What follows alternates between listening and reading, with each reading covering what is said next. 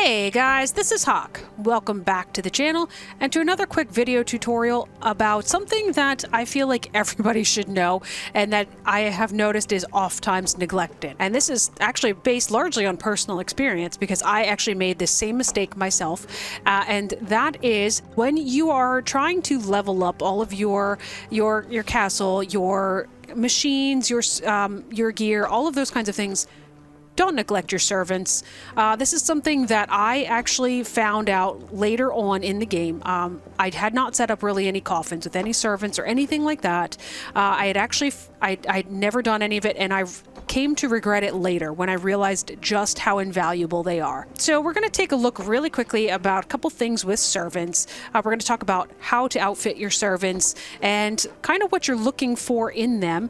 And so I'm actually starting us in the tailoring room, and the reason for that is I want to take a look at a couple of the gear sets, just so you know kind of what we're looking at here.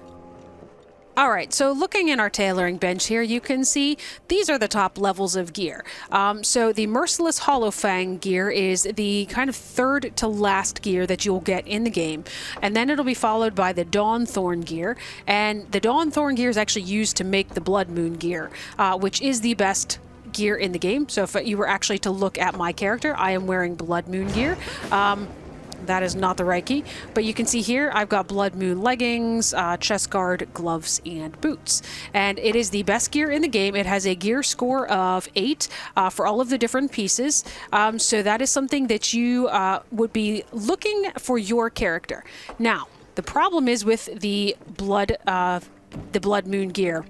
It is incredibly expensive to craft because, again, you can see here these Blood Moon boots. You need the Dawn Thorn boots to be able to craft them. So the Dawn Thorn boots, they cost 120 scales, 9 pristine leather, and then 6 ghost yarn. And then once you have these boots, you have to additionally add 9 imperial thread, 6 silk, and 1 primal blood essence in addition to the Dawn Thorn boots. So these are not practical for servants, if you can avoid it. So let's go take a look at our servants, and just remembering that the highest level of gear is the Blood Moon, and then the second highest is the Dawn Thorn, and the third to last is the Merciless Hollow Fang. All right, guys, I am back. I'm in my crypt now, and I'm standing in front of the coffin of Stevie. He is one of my guys, and you can see that his expertise level is 9%. And I've actually got a number of people. I've got like this guy here, Checkmate, he's 16%. But I've also got over here, I believe it's this coffin, Gideon, he is 19%. This is probably some of the highest level that you will get. If once you're actually converting your servants, if you're not getting higher than mid to high teens, don't be discouraged by that. It is actually pretty simple to outfit them to make sure that their gear score is high enough for them to appropriately traverse the map and collect resources for you, even at that level. And you can even manage it with a lower level like Stevie here, who's only 9%. It's just going to require a little bit higher level of gear. So what plays into that expertise level?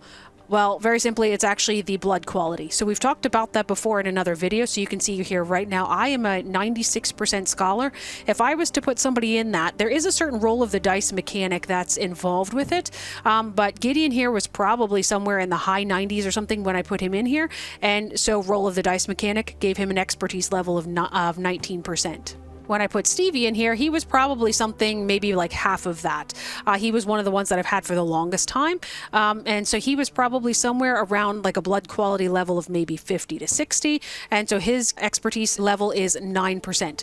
And why does that play in effect? Well, very simply because Stevie is going to require more high-level gear in order to get his power level up to where he can traverse more of the map. So let's take a look really quickly at the map. All right, here we go. We're sitting on our throne, so let's take a look at the map. And you will actually see when we look at the map, every location has what is called a power level that's tied to it. So in this case, you would want somebody that has a power level of at least 500 to be able to collect resources from here.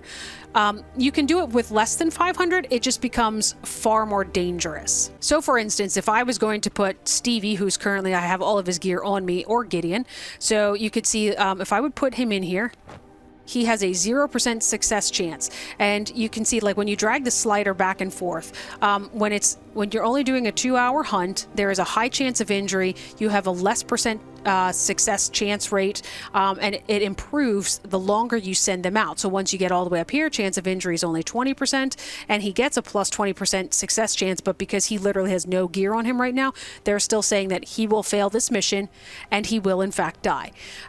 So that's one of the things that you want to take into account. But if you actually look through the map, the highest that you will ever find anywhere on the map is here in Brighthaven. There are 2 different locations, these 2, the top 2 here in Brighthaven. Brighthaven Square and Brighthaven Cathedral, they require a power score of 700. Even the rest of Brighthaven only requires 650, and we will talk about some of the other mechanics later that tie into that. But just know for now that the absolute highest gear score that you will need is 700. So we want to try to maximize the gear score level while minimizing our resources, because it's the most efficient. So let's go take a look at our servants and see what we can do. All right, guys, I'm back in the crypt again. I'm walking around here with Gideon, who is the 19% level servant that I have. So if we take a look at his inventory, you can see right now, again, his expertise is 19. His power and gear level is 0. And so this is where I mentioned, so some of the gear, you can see this is the bottom row here is actually the gear set that I've got assigned to Gideon. And this level is what I've got assigned for Stevie. And we'll take a look at those, but you can see that I am able to get, with Gideon, I'm able to get to over 700. All of my characters, my servants, they are outfitted so that they are just over, right around the 700 mark, the 700 power level, with as minimal of gear as possible. So you can see Gideon, he's only at 450 right now, but we're going to give him our sanguine sword here, and that takes him to a power level of 707, and that is with the 3rd level highest gear, the merciless hollow fang. And so if you have the better expertise, you'll be able to use lower level gear, which is going to cost you less in resources. So now let's go take a look at Stevie. Okay, now we are here with Stevie, and again, you can see his power and gear level are at 0. His expertise is only 9%, which is why he's outfitted. I could have actually replaced him at some point and tried to get somebody with better expertise. That is always an option. I opted in this case to just go ahead. I had plenty of resources at the time. I was able to get him to right around 700, but I had to make him some of the top level gear. So you can see he's got Blood Moon chest guard, he's got Blood Moon leggings, and then he's got the Dawnthorn boots and gloves. And then I was able, just with the Ruby Pendant, which is a gear score of only 18, and the Sanguine Spear, that puts him at 706. So it's 1 point lower than Gideon, who was 707, and it's because his expertise is so much lower. So that is the way to try to get your people. You want to have them just with the power level of at least 700, and then you want to do it with as few resources as possible. So in some instances, it might be better for you to replace the servants. In this instance, it kind of made sense for me since I already had some of the materials. I just went ahead and stuck with Stevie because, of course, it takes time to find more servants and to actually convert them. And so that made sense for me at the time. All right, so now let's take a look at a couple other things related to servants. Okay, we are back on the throne again. So I was looking at Brighthaven Cathedral and Brighthaven Square earlier, so let's take a look at these and let's understand what these things do, what these icons up here mean beside the gear score. So if I hover over these icons, you can see that anybody that has this specific icon, which says Sacred Resistance, it says reduces difficulty by 100 when hunting in areas protected by the elements. And that's going to be, there's going to be similar types of things. They may not always be, this one's still Sacred Resistance, but this one, for instance, is Military Tactics. It reduces difficulty by 100 if it has this little banner symbol. If you get up to here, it's got this Tracking Expertise, reduces difficulty by 100 when hunting in areas inhabited by creatures and demons. So that is something that you can do until you get to the point where you can outfit all of your servants in gear where they would be at least 700 or higher. Because what that in fact does is, if I would actually select Brighthaven Cathedral here, you can see the power level required here is 700. But if I click to add, and you can see, for instance, I've got a servant here whose name is Checkmate. He's actually got this Sacred Resistance trait. And what happens, you can see his level is actually only 699. But when I select him, the power level now drops down to 600, and that is because Checkmate possesses the necessary trait to actually reduce that that gear score requirement by 100 in that specific area. Now, if we were actually going to be going here instead and we put checkmate in that same location, you can see this is not highlighted. Instead, we would want to send maybe like Duke or Stevie. But if we select checkmate, this requires 500. That power level is still going to have a requirement of 500. So that is a way to try to get around if you don't want to have to outfit your servants with 700 level gear. If you have got people that will actually be able to take those areas without having it, like checkmate here, who is only 699, it's something that you can do. All right, so what's the other icon then that's over here? Basically, this one has to do with the amount of loot that is secured in the different areas. So if I was to actually look at checkmate here, again, he again possesses this Silverlight Hunter trait, and he should actually return with more resources than, for instance, if I was to assign Stevie to this. So one of the things that's super important in the game, gold jewelry, if we put Stevie in here, and this is a 23-hour hunt, he would return with 21 to 26 gold jewelry. If instead I would put checkmate in there instead, he's going to return with 25 to 31. So how much do the servants actually help? Well, for that, we're going to go ahead and we are going to take all of my servants. I've got 9 of them. So if I was going to take a look at this again, I have 9 servants and I'm going to send them all out this evening. You can see they're all healed up. I had them come back from their last mission, and a number of them were injured, which is a chance you take regardless of. It doesn't matter. There's always, even at a 23-hour hunt, the chance of injury is still 20%. So they're all healed up now. I'm going to send every single one of them out tonight to different areas, and then we will take a look tomorrow when they return, and I will show you just how invaluable the servants are. Okay, so let's do a really quick recap of where we sent everyone last evening. All right, so for starters, we sent both Checkmate and Gideon to Brighthaven Cathedral. With Checkmate's traits, we were able to get that gear score down to 600, not that it really mattered because they were both pretty well suited for that area, and they will be collecting us gold jewelry, Imperial thread, schematics, general area loot, and blood essence. We also sent Ewan to the Brighthaven docks. He also has the traits that would make that specific area. He's got both a lowered gear score and a loot efficiency bonus, and he will be collecting for us fish oil, general area loot, schematics, fresh fish, and blood essence. Then we sent both Winston and Master of Zuma into the Cursed Forest. Again, we got a gear score bonus. It was unnecessary because both of my gear scores are over 700, and this area was only 650. It was reduced to 550. I don't have anybody that actually gets the efficiency bonus for loot in this specific area, but it's okay. So with those 2 people going to that area, we will be collecting pristine hide, ghost shrooms, ghost crystals, general area loot, and blood essence. Then we sent Carlton to the Bandit Trapper Camp. He's going to be collecting us animal hide, coarse thread, paper, general area loot, and of course blood essence. He's, again, doesn't receive any sort of efficiency in here, but being that his gear score is 702 and this area only requires a gear power level of 250, he's well suited for that, so there's no issues there. Next, we are sending Stevie to the Haunted Iron Mine. He actually is well suited for this in that he will receive both a reduced gear score that's actually unnecessary based on his gear score level, but he also does have the loot efficiency for this area with the Dunley Farmlands Hunter. He will be collecting for us iron ore, bones, Hell's Clarion, and of course general area loot. Second to last, we have Poe. He's actually not well suited for this area. He does not receive any sort of reduced gear score. Again, it's not necessary for him since his gear score is 707 and this area requires 450. He also does not have any sort of efficiency bonus for collecting loot, but he will be collecting for us cotton, sunflowers, wool thread, general area loot, and blood essence. And last but not least, we're going to be sending Duke to the Forgotten Cemetery. He also is not well suited for this area. He has neither the reduced gear score nor the loot efficiency bonus. However, he will be collecting for us bones, morning lilies, grave dust, and general area loot.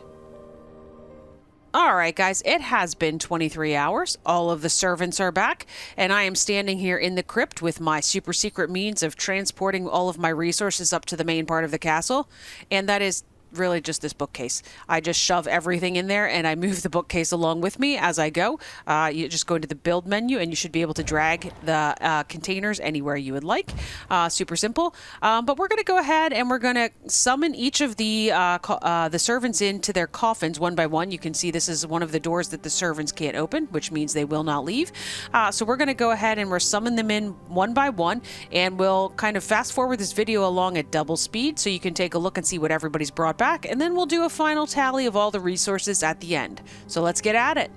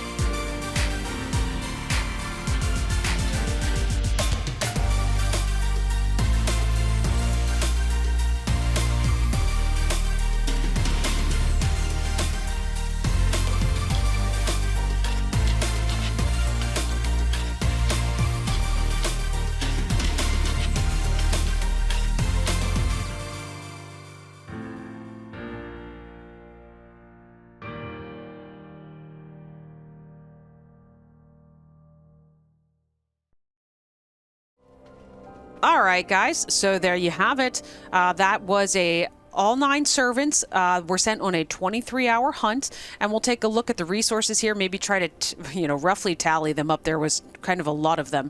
I couldn't even fit all of the resources in just this one bookcase. I happen to have one that I used to store spare armor in here in the crypt, and you probably noticed as I was going along, I was throwing out paper and schematics and scrolls and these random books. My team has all of our research done, so we don't need them anymore, so I just chuck them on the ground and let them despawn.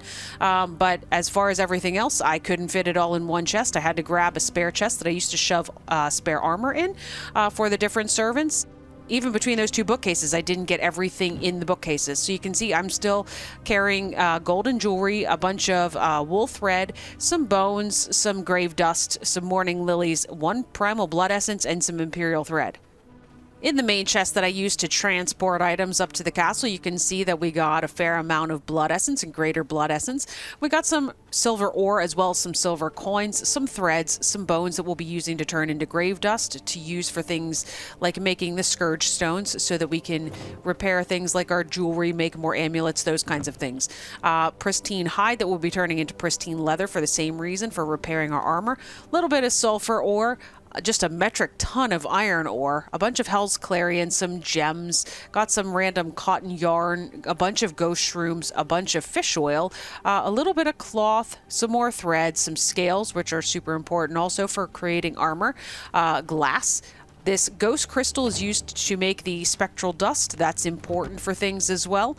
And a bunch more gold. You can see, if you remember correctly, we sent 2 people to get gold. Got some more gems and some reinforced planks. Then we also, in this chest, we got a bunch more blood essence, some more silver ore.